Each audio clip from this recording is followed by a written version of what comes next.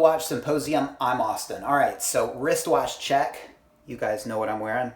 All right, so what does Grand Seiko and Godzilla have in common? Well, they're both Japanese, but aside from that, not much. That is until 2 days ago when Grand Seiko announced they would be coming out with a limited edition Godzilla Grand Seiko. And in this video, I want to talk about the watch. I want to give you my opinion, and then you can drop your comments in the comments section and let me know what you think. So, why? All right, well, it's the 65th anniversary of Godzilla. And what's the connection between Grand Seiko and Godzilla? Well, it's tenuous at best, but in 1954, in the Godzilla movie, there's a scene when Godzilla is in Ginza, and he wrecks a famous building, the Seiko building. And there's a clock tower on top of that building, and the clock is a Seiko clock. And that's the connection. And I think really the real reason is because Godzilla is a very iconic character, and 65 years ago it really, from an entertainment standpoint, brought a lot of attention to Japan. So I think there's a lot of pride here in Japan of what Godzilla means, and it's a point of pride. And so I think there's that, and perhaps with what Omega and Ultraman had, there was a connection there with the limited edition Ultraman Speedmaster that Omega released. Perhaps Grand Seiko was like, you got Ultraman from us, but Godzilla's ours. So that could be at play as well. And we'll talk about that in a minute. But let me describe the watch. Now, it's probably best if you just check out pictures for yourself, but let me describe it roughly. It's a 44 millimeter watch. It's a spring drive. Comes on not a bracelet, but a strap. And the color scheme is red and black. And sort of a notable differences from other Grand Seikos, aside from the color scheme and the dial, is the handset. All right, it's based on Dauphine hands, but the hour hand doesn't come down to a sharp point, and it's a little bit different. The way it's a Dauphine hand sort of gradually expands as they go up towards the base. This one flares out a bit. So you're probably best checking out a picture. I'll put some links in the description so you can check out this watch. But that was sort of a noticeable difference. And on the back, there's a sapphire case back, and there's a picture of Godzilla laying waste to the Seiko building. And there's a lot of artistic license there, which is kind of interesting. So, is it a quality watch? Absolutely. I mean, it's a Grand Seiko. It's not a cheap watch either. I mean, this is not a toy. This is a 12,500 euro watch. Whether it's a tasteful watch, I mean, I think that depends on the person and whether you like the way it looks and whether you're okay with having a character associated with your watch. And we'll talk about that in a minute.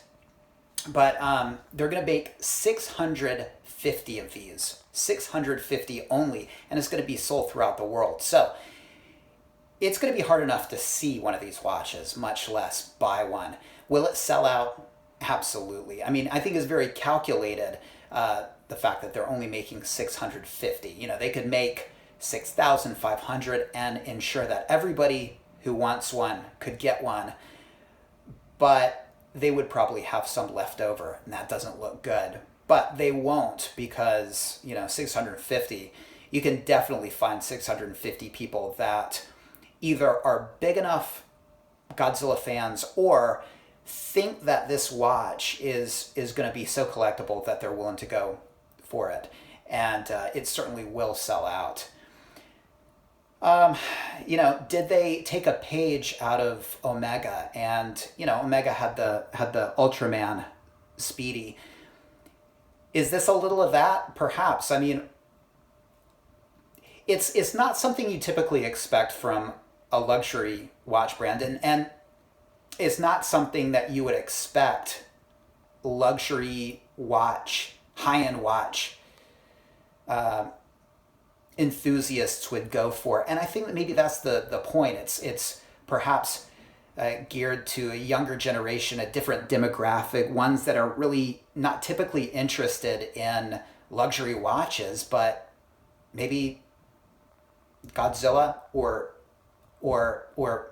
monsters or movie characters or something. And perhaps the idea is that it'll draw in those people, and they might otherwise not be interested in your typical kind of boring 9F quartz Grand Seiko with a Delphine hands. But you put the color scheme and you put the association there, and you put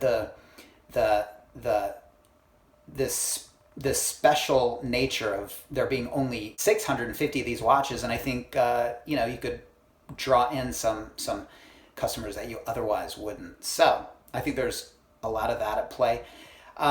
Do I think it's tasteful? Look, I've got sort of mixed feelings about it. I mean, part of me wants to say, relax, man, have fun. I mean, we're watches, we're watch fans, we're talking watches. Have some fun. Relax. Enjoy it. Enjoy the association. Enjoy what they're doing. Enjoy it like a piece of art. You don't have to buy it, but you don't have to denigrate it either. And, it'll appeal to some people, and that's cool. And you should be glad they're doing it. And I guess I am, because it's entertaining, and hey, I'm making a video about it, and it interested me and brought a little bit of horological delight into my life. The other side of me, the old man, comes out and says, it's immature, it's childish, why are you doing that? I will say that I'm glad that Rolex doesn't do this and hasn't done this and won't do this. But part of me is glad that somebody is doing it. I'm just glad it's not my brand, right? Anyway, let me know what you think about it. I think it's an attractive watch, but it's really expensive. But they're going to sell every piece, right? I will leave you with this. I oftentimes criticize these associations, and I do think that if you have, a brand, you have to protect it. You have to be very careful with the connections you draw.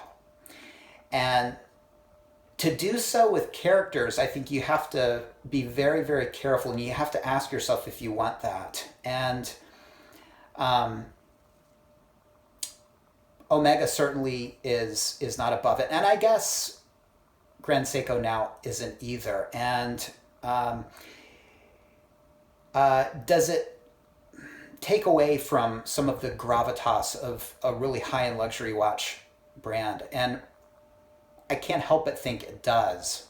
But if you love these characters, it could be really cool. And so my question to you is there any character out there that, and Rolex will never do it, so we'll just take Rolex off the table, that if Omega or Grand Seiko or another high-end brand came out with a limited edition for this character that you'd go for?